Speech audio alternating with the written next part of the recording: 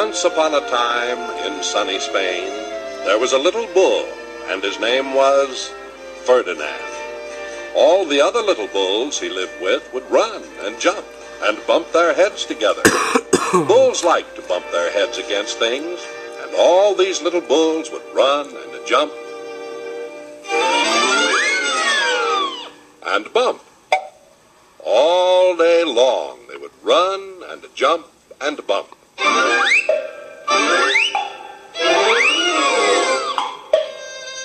But Ferdinand was different. He didn't like to bump his head like the other bulls. He spent his days at a favorite spot out in the pasture under a cork tree, where he would sit just quietly in the shade all day and smell the flowers. Sometimes his mother, who was a cow, would worry about him. Since he didn't run and jump and bump his head like the other little bulls, she was afraid he might be lonesome playing by himself. One day she said to him, "Ooh, now, Ferdinand, why don't you play with all the other little bulls and bump your head?" "I don't like to bump my head. I like it better here where I can sit just quietly and smell the flowers." "Well, Ferdinand, if that's what makes you happy, I see no harm in it. You may sit just quietly and enjoy the flowers, and let the other little bulls run and jump and bump their heads."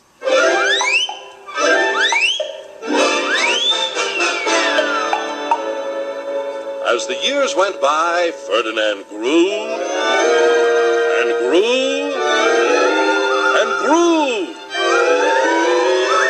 until he was very big and very strong. And of course all the other little bulls grew up to be big and strong too, and they all lived together in the meadow.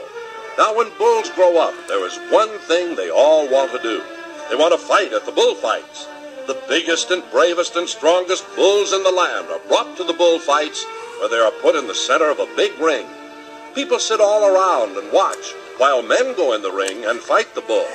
Now all the bulls in the meadow wanted to be picked to go to the bullfights, and one day the men came to this particular meadow to pick out the biggest and bravest and strongest bull of them all to take with them.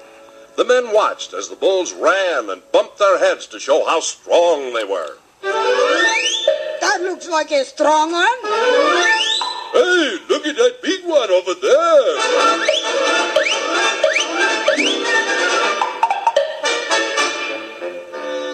While all this was going on, Ferdinand, who didn't care about going to the bullfights, walked off to his favorite tree to sit down and smell the flowers. Do you know what happened when Ferdinand went to smell the flowers? He sat down on a bumblebee.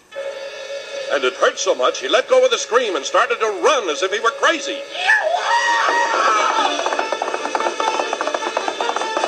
He put his head down, and without even looking where he was going, he ran right through a brick wall. And kept right on going. The men said, "This is the bull for us. He is the strongest, fastest bull in the whole world." "Hooray! We have found the best bull in all the land for the bullfight. Bravo! Bravo!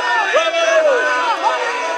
And so they took Ferdinand, who really wasn't as mean and strong as they thought, and put him in a cart and went off to the city. The day of the big bullfight came. The band played while the bullfighters paraded into the main ring.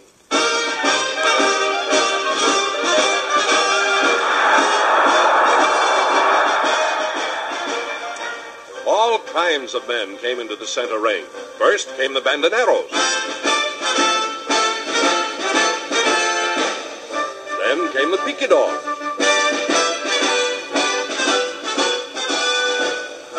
And finally came the man they called the matador, the one who's to fight the bull all alone. Then came the bull.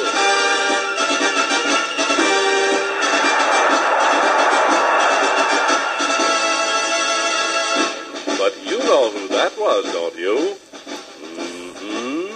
It was Ferdinand.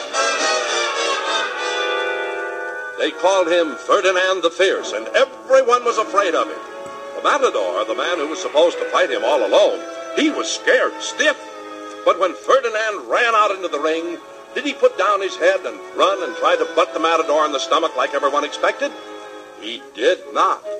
Ferdinand walked over to some flowers that were growing in the grass, sat down, and smelled them.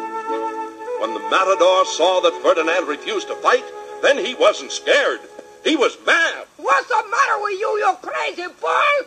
Fight! Fight me! I'll make you mad! I'll make faces at you! Yeah! Fight! Why don't you fight? Well, when Ferdinand absolutely refused to fight, there was nothing anyone could do. All the people who had come to watch went away. The men who had brought Ferdinand to the city put him in the cart and drove him back to his home. When he got there, Ferdinand jumped out of the cart and ran across the meadow to say hello to his mother, the cow. Then he went straight to his favorite cork tree. And for all I know, he is sitting there still, smelling the flowers, just quietly. He is very happy.